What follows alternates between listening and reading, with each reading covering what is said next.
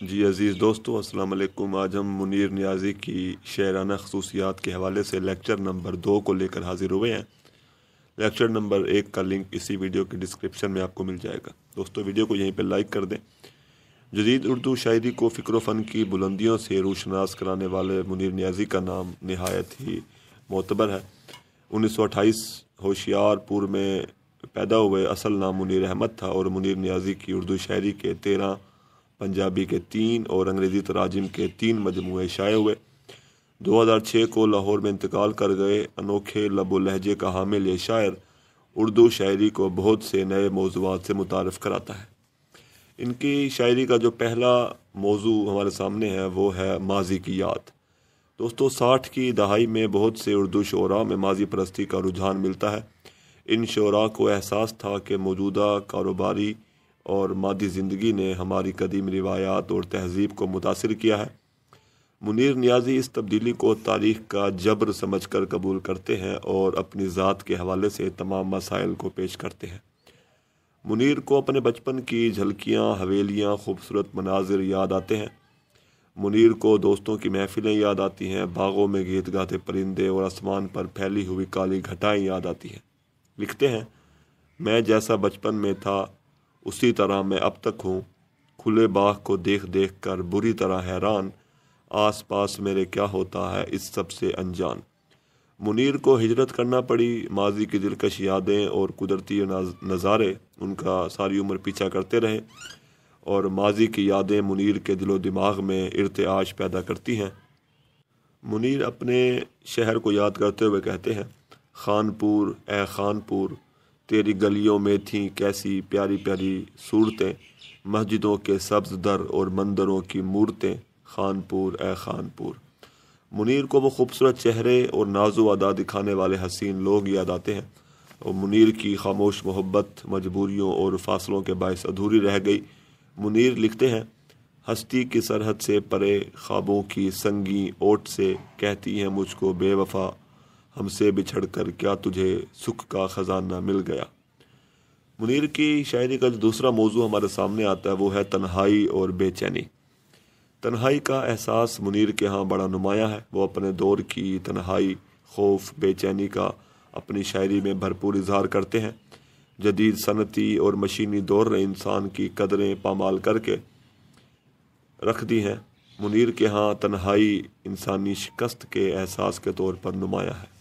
لکھتے ہیں، سنساں ہیں مکان کہیں در کھلا نہیں، کمرے سجے ہوئے ہیں مگر راستہ نہیں، ویراں ہے پورا شہر کوئی دیکھتا نہیں، آواز دے رہا ہوں کوئی بولتا نہیں۔ منیر کے ہاں ایک بے چینی، گھبراہٹ اور کرب کا سا احساس ہمیں ملتا ہے۔ منیر نیازی لکھتے ہیں، عادت سی بنا لی ہے تم نے تو منیر اپنی، جس شہر میں بھی رہنا اکتائے ہوئے رہنا۔ منیر کے احساسات کی آوارگی انہیں ایک جگہ ٹکنے نہیں دیتی۔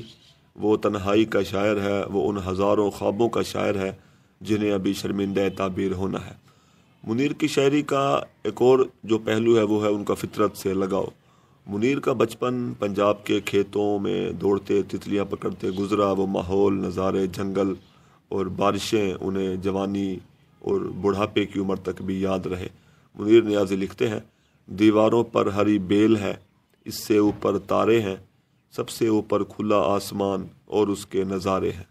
ایک اور جگہ پہ لکھتے ہیں، بارشوں کا موسم ہے، کوئلوں کی کوکو ہے، آم کے درختوں کی سبز تیز خوشبو ہے۔ خوف اور حیرت کا موضوع منیر کے ہاں بڑا واضح ہے، بڑا نمایاں ہے۔ منیر کو تقسیم اور ہجرت کے ہنگاموں نے بہت متاثر کیا۔ اس کے علاوہ مشینی دور کے انسانوں کی مادہ پرستی، ان کے احساسات اور جذبات منیر کو خوف اور حیرت میں مبتلا کرتے ہیں۔ منیر نے لوٹ مار دیکھی، جلتی ہوئی بستیاں دیکھیں۔ ان سارے حالات نے منیر کے لاشعور میں خوف اور حیرت کو یکجا کر کے رکھ دیا۔ منیر نے اندھیروں میں ڈوبی بستیوں کو دیکھا، لوٹ مار کے مناظر دیکھے تو ان کے ذہن میں ایک انجان دشمن کا خوف موجود ہے اور منیر کو یہ دشمن سانپ، ڈراؤنی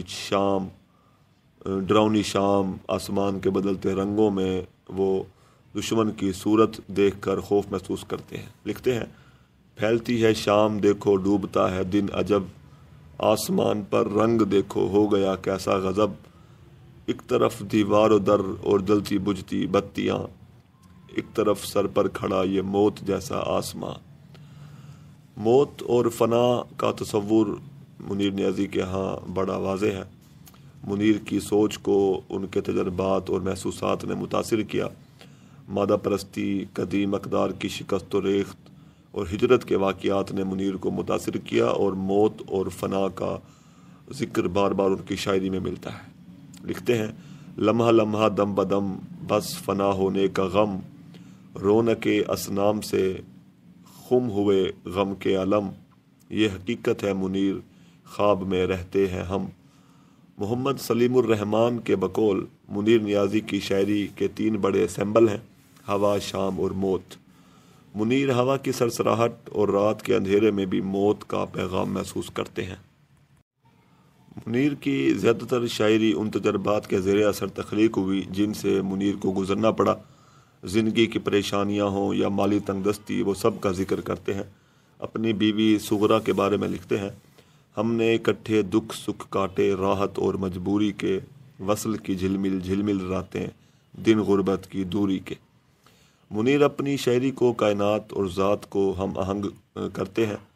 وہ سماجی ناانصافی، سماجی برائی اور ناہمواریوں کو شعری پیکر میں ڈھالتے ہیں، اور ایک ایسا نگر بسانے کی خواہش کرتے ہیں جہاں نفرت اور ظلم و تشدد نہ ہو۔ لکھتے ہیں، ایک نگر ایسا بس جائے جس میں نفرت کہیں نہ ہو، آپس میں دھوکہ کرنے کی ظلم کی طاقت کہیں نہ ہو۔ اشفاق احمد نے منیر احمد نیازی کی کتاب تیز ہوا اور تنہا پھول میں لکھتے ہوئے کہا تھا، وہ نہ جمہور کا شاعر ہے نہ عوام کا، نہ قصیدہ گو ہے نہ سرکاری شاعر، نہ مصور فطرت ہے نہ شاعر انقلاب، وہ تو بس شاعر ہے خالی شاعر، اور اس کے سوا کچھ بھی نہیں۔ شکریہ۔